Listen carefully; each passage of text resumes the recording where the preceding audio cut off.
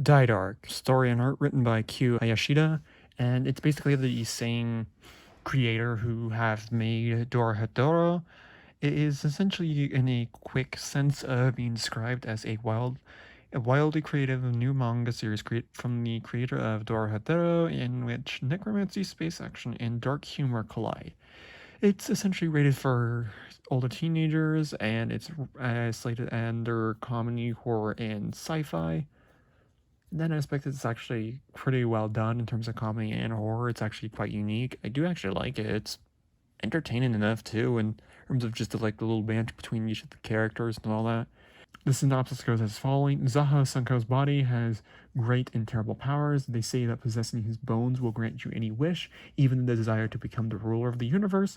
But Sanko is still a teenager dude with his own life, and he isn't about to let every monster as low life in the galaxy to rip him from limb.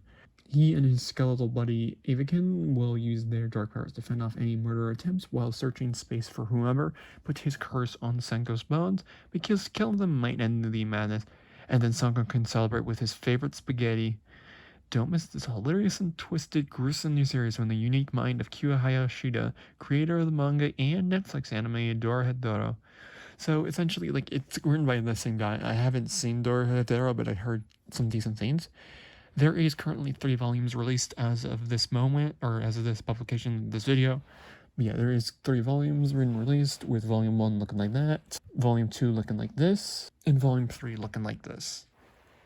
And that's personally what they are. They're all going to be different in terms of spine colors. So if you are like wanting to have essentially just the same spine colors, then you're probably going to be best out of luck, and you might want to just, well, I mean, if you're concerned about spine colors, then you can probably just keep it in the back of the bookshelf, or like the back row, and then you can just stack some other books in front of it, or manga, or whatever, in front of it. But yeah, it is the different colors. Each of these look really nice, in my opinion.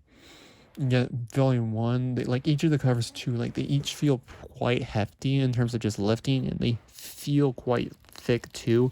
And it's not a bad feeling of like a thick cover and like thick pages. It's actually quite nice in terms of like grip too. It is gonna run for 14 a pop per volume. It is slated for older teens, as well as also being published through 7 Seas under their like older entertainment things. So yeah, there is that as well. I do like these, so each of them tend to go through just different iterations essentially of this. Well, not iterations, but just more akin to just the storyline. Like, there's no fully coherent story, but it's more of like a timeline of mixed stories, like short stories within like a future long one. In this one, you get introduced to essentially Zaha Sanko and Avakin, who is basically his Paggy. And in this world, Paggies are essentially kind of like backpacks in almost some sense of regard. In volume 2, they essentially, you get like introduced to the fourth, like, I guess, main character.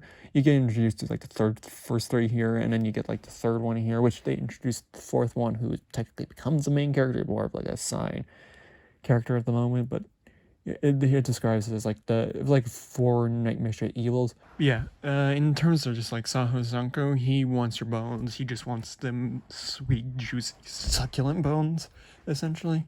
And I mean, it's entertaining enough, because he was like, "Ooh, give me your bones, dude. These quite high quality bones." And he's like, it's just comedic enough, because like when he ever beats and kills people, he's like, oh, he shows no remorse, but it's like, oh, yay, bones, bones, yay, yay, yay. But yeah, it's basically like they get their bones, they use bones. It's like, in this kind of aspect, the Sanko takes like bones and then uses it to like trade with a dealer who accepts bones as like a form of currency to obtain like just darkness related items, essentially just it basically, like, they're nightmare creatures of evil. But yeah, then, like I said, you also got Avakin, which is like Paggy, or like the very main companion of Sanko, even when they were young too, essentially. Because this is what he technically looks like right here, but he's like a more or less a backpack, a very tall backpack too, essentially. And then you also got Shimada Death, which is this person right here on the back. It's not like fully red, but essentially they, like, in terms of like when they spear, they basically can kill anyone within just like 1 hit. But they just like, ooh, I just want to feast wherever I, like, they can smell death, they can smell basically bullshit in a way. But yeah, they smell death, they have six eyes, and they just eat. Basically, like whenever they kill someone, their souls come out and they just eat their souls essentially. But the thing is, their souls are shaped like chicken legs, so they're like yum yum yum yum, me stuff. Yeah, like in a way, they kind of form a co-partnership in a way. Just like Sanko gets the bones, and then Shimada Death gets the food. I mean, they pretty much care about feasting essentially. Yeah, and then you got Hajime Damemura, which is essentially going to be like the fourth one. He's basically like an undying, like just an everlasting, immortal being who apparently looks older but is actually 18. Spoilers, I guess. But yeah, they get a ship in like volume one, and they number two they basically go shopping to basically like make it more homey in that aspect. Of volume three is kind of like more lore world universe kind of building things.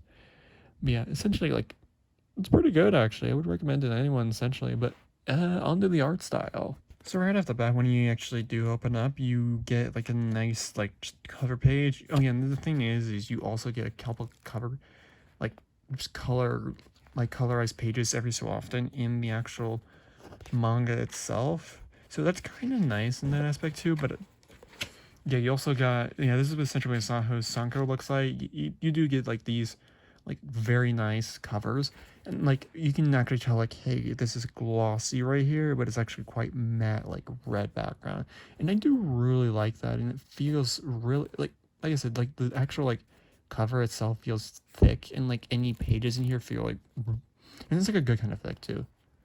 And design wise is actually really nicely detailed in terms of the cover art and actual like page art right here. But yeah, he likes meatball and spaghetti sandwiches essentially. That's kind of his favorite food, and also an alias he used when he was essentially in school.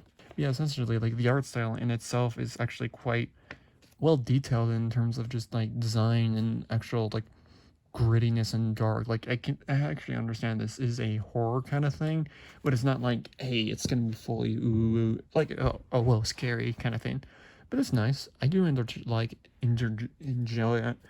But also I do know on volume two you get like all these like character descriptions and all that, where you can actually get like the main cast of them, and you also get like basically the alias essentially like meatball and spaghetti. That's basically how Sanko's alias was 6 years ago when he basically went into a school. And yeah, like dark pack, he's essentially just kind of a backpack. They're all like hated over the galaxy. They're all like darkness. But and then you got like Mojo, which is just basically like the spaceships and kind of thing. But yeah, would I recommend this? Heck yes. The art style is actually quite nice. The story is quite entertaining. There is quite a bit of comedic moments too, but I would honestly recommend it so far. As currently under the English release of Die Dark, and here, at least in North America, there is about 3 volumes, with the 4th volume coming around late July. So yeah, recommend it. I would totally recommend it. Please just kind of give it a read. Just give it like the first chapter a read. I believe there is on Bookwalker, you can read a like free sample of the first chapter. So if you happen to enjoy it, you can probably pick it up later as well. But yeah, I do like it. Please do recommend it, and I do like pretty much everything about it. I feel too, so I'll probably definitely pick up the 4th volume when it comes out. Peace.